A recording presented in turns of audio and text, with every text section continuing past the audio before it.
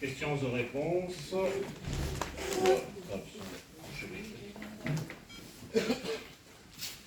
Mon câble n'est pas suffisamment long pour arriver jusqu'à l'extrême gauche du président. Nous allons prendre une première question.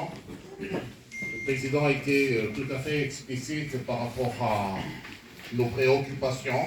Évidemment, c'est une question d'apporter la lumière sur un point ou un autre, une préoccupation ou une autre qui n'aurait pas été évoquée.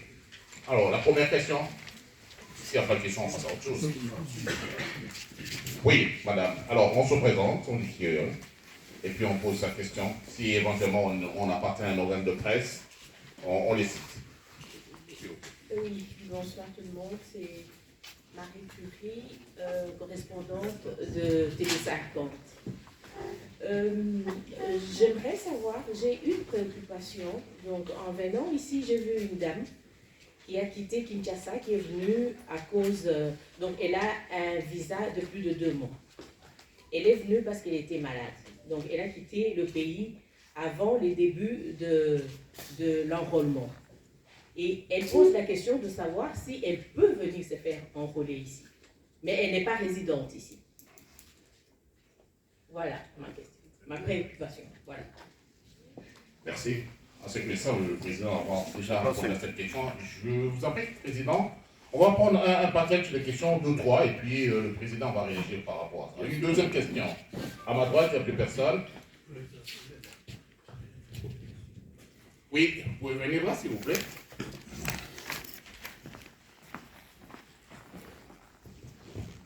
Je garde le micro.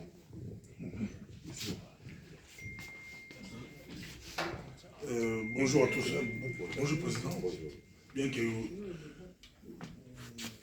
vous n'avez pas donné votre fonction quand vous vous présentez. Donc vous avez donné un deuxième vice-président. Il n'a pas dit ça. J'ai pas dit ça. Au micro, s'il vous plaît. Si, elle a dit ça. Vous ne vous êtes pas présenté non plus. Moi, c'est M. Bobo Koyangwa. Au micro, s'il vous plaît, vous êtes professionnel de médias. Moi, c'est Bobo Koyangwa pour MPB-TV, une télévision de la diaspora congolaise. D'abord, je tenais à vous féliciter parce que le respect de l'heure dans les milieux congolais, c'est difficile de voir le respect de l'heure. On a couvert beaucoup de reportages, mais vous commencez à l'heure, ça c'est formidable. Si on vous imitait, ça serait bien. Mais j'ai 2 préoccupations, 3 mais 2. La première, c'est par rapport à ce que vous présentez ici. Il y a des hackers aujourd'hui, des hackers. Est-ce que vos techniciens sont sûrs que les données de la CENI seront vraiment bien protégées? Parce que même les grands pays, on a vu aux États-Unis avec Trump, les Américains ont pleuré, les Français aussi ont eu des problèmes, la Belgique aussi. Est-ce que le Congo d'aujourd'hui est prêt à faire des élections avec Internet ou autre? Il n'y aura pas de hackers qui vont falsifier, entrer ou modifier les données. Ma deuxième préoccupation, c'est beaucoup plus par rapport à l'endroit où vous choisissez. Vous dites que c'est le pays, il faut...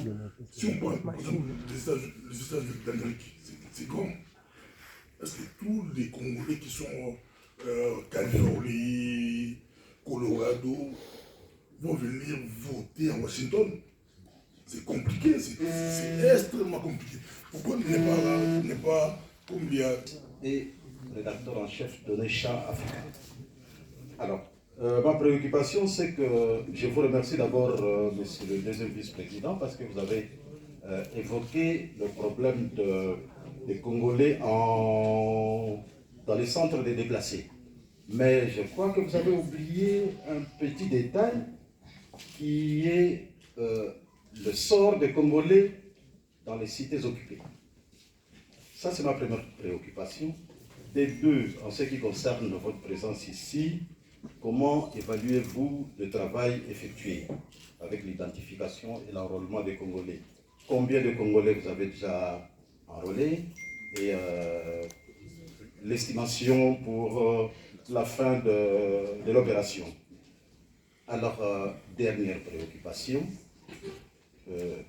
cette conférence d'aujourd'hui, pourquoi vous la tenez de manière a posteriori?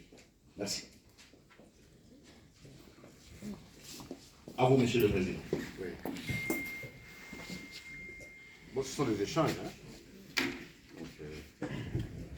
Donc, j'estime qu'il n'y a personne qui est à la barre.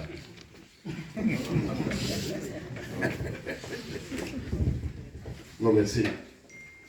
Madame Marie Curie, des Télé 50, par rapport à cette dame-là qui est malade et qui a son visa, je vous ai dit que le principe est simple. Il faut être en ordre avec la RDC, l'administration de la RDC, et il faut être en ordre avec le pays d'accueil. C'est ça le principe. Elle a son passeport en cours de validité, n'est-ce pas? On lui a donné un visa en cours de validité. Elle est venue ici, elle peut circuler librement, elle peut aller à l'hôpital, elle a une attestation médicale, et elle sera enrôlée. Et il y a plusieurs comme ça dans cette situation. Et on a enrôlé plusieurs ici aussi. Donc ils sont en ordre et avec le pays, donc le pays de hôte et le pays d'accueil. Donc il n'y a aucun problème pour ce genre de cas. Voilà. Okay. Je crois avoir répondu à votre question. Oui, ça va. Merci. Monsieur Boko Yango, c'est ça? Oui, Boko Yango. Voilà. Je suis le deuxième vice-président de la CENI. Malheureusement, je ne sais pas si... peut-être que j'ai oublié, mais au fait, je suis comme ça aujourd'hui. Oui. Nous évoluons vraiment dans un monde pratiquement technologique. Et on ne sait pas faire autrement. Avec l'évolution de la science, je ne sais pas si la RDC peut se mettre en phase de ça. C'est compliqué. Si vous venez voir comment nous faisons nos machines avec nos machines pour l'enrôlement, et je vous dis que cette technologie-là, je peux dire, le software, il est presque à 100% congolais. C'est le hardware, donc tout ce qu'il y a comme machine et tout ça, qui a été fabriqué en Corée. Mais l'intelligence artificielle qui est là, elle est congolaise. Y compris la machine à voter. Y compris pour la machine à voter. C'est pourquoi je vous ai dit, vous voyez les jeunes gens qui sont là, il faut faire très attention. Très, très, très attention. Ils sont vraiment, je le dis, je suis médecin moi-même. Je le dis parce que je sais de quoi je parle. Donc, ils peuvent pirater, c'est clair, je ne sais pas. Mais nous avons pris des dispositions telles que c'est très compliqué de le faire. Issa est où, ou bien Osé? Tu peux parler? Sur la sécurisation, comment... Utiliser son...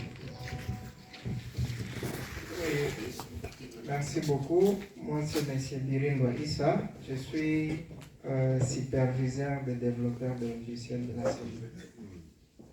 Pour répondre à la question de notre collègue, les votes, la façon dont la RDC fait le vote de la RDC n'est pas électronique en fait. Donc le vote de la RDC ne se passe pas à travers l'Internet. Donc nous faisons le vote local en utilisant les matériels électroniques, mais notre vote ne se passe pas au niveau de l'Internet. Donc les hackers, ils se positionnent au niveau de l'Internet et ils attendent les données qui sont en train de trafiquer. Nos données ne passent pas au niveau de l'Internet. Donc il est impossible qu'on nous pirate. Mais aussi, la CENI a sécurisé ses propres matériels. Donc les matériels locaux, les machines à voter, nos kits d'enrôlement, qui enrôlent requérant par requérant. Donc ces données-là ne partent pas au niveau central à travers l'Internet, non. Ces données-là circulent dans les réseaux locaux de la CENI interne. Dans un intranet interne qui n'est pas connecté à l'Internet, donc bien sécurisé, difficile que les hackers puissent y entrer. Merci beaucoup.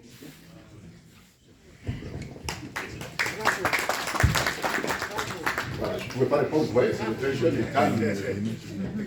Oui, bien sûr. Bien sûr, ça je peux le confirmer. Oui, pourquoi seulement au niveau de l'ambassade, ça pourrait poser des problèmes aux États-Unis et tout ça par rapport à la logistique, le déploiement, même la mobilité Malheureusement, nous sommes bloqués par la loi. J'aimerais laisser la parole aux juristes. J'ai parlé de la territorialité des actes, mais je crois que vous pouvez avoir d'autres... Vous pouvez passer. Par ici, s'il vous plaît.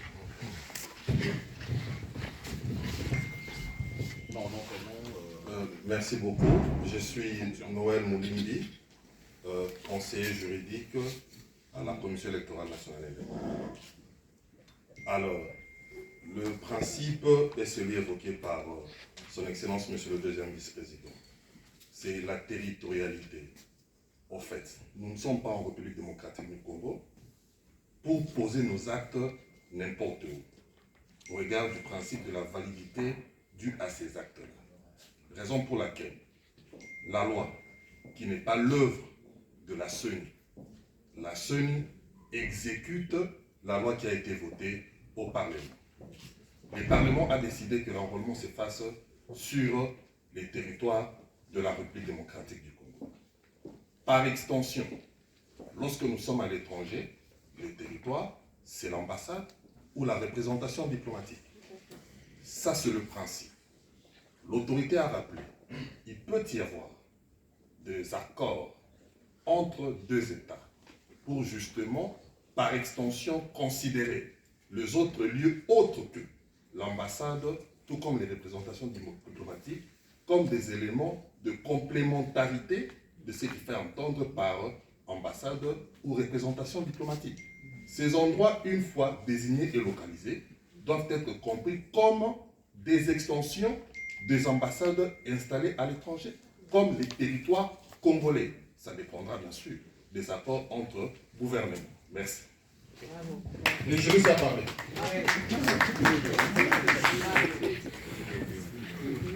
Il y aura beaucoup de Congolais qui vont voter. Ça sera compliqué.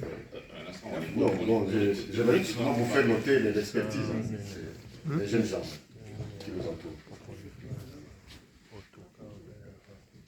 Monsieur le Premier ministre, je ne sais pas si on en a répondu à votre question. Oui, mais ça reste très compliqué. France, C'est la loi. c'est Le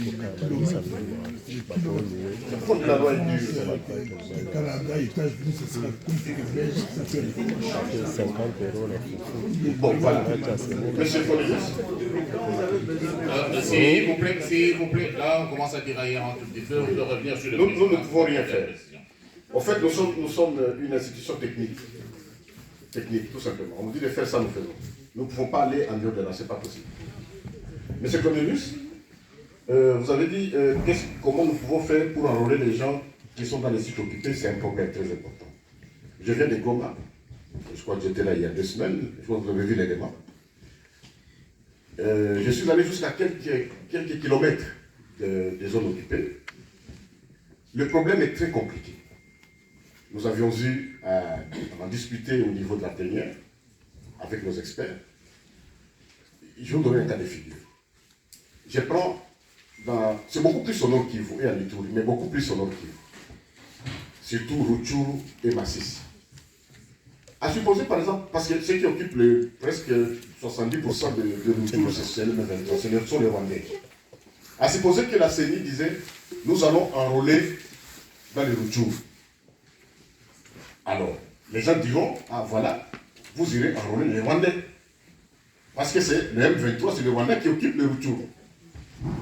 D'autre part, si nous disons, nous n'irons pas enrôler dans les Rutshuru, les politiques diront, ah, c'est l'exclusion.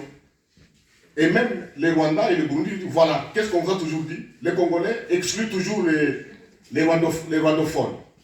Alors nous sommes dans cette ambiguïté-là, d'où nous demandons vraiment, nous avons posé la question au gouvernement, et comment la CENI va se comporter. Donc nous, en tout cas, ceux qui se sont déplacés dans les camps, nous irons là-bas. Mais aller enrôler dans les zones occupées, c'est un problème pour nous. C'est un problème à la fois politique, mais également social. Et il faut que le gouvernement puisse nous donner la ligne de conduite. De nous-mêmes, nous n'allons pas le faire. Malheureusement, c'est comme ça que je vous réponds. Alors, l'évaluation du parcours, oui, je l'ai dit ici, je crois à l'entrée. Au niveau du pays, nous avons commencé l'enrôlement dans la première ère opérationnelle, qui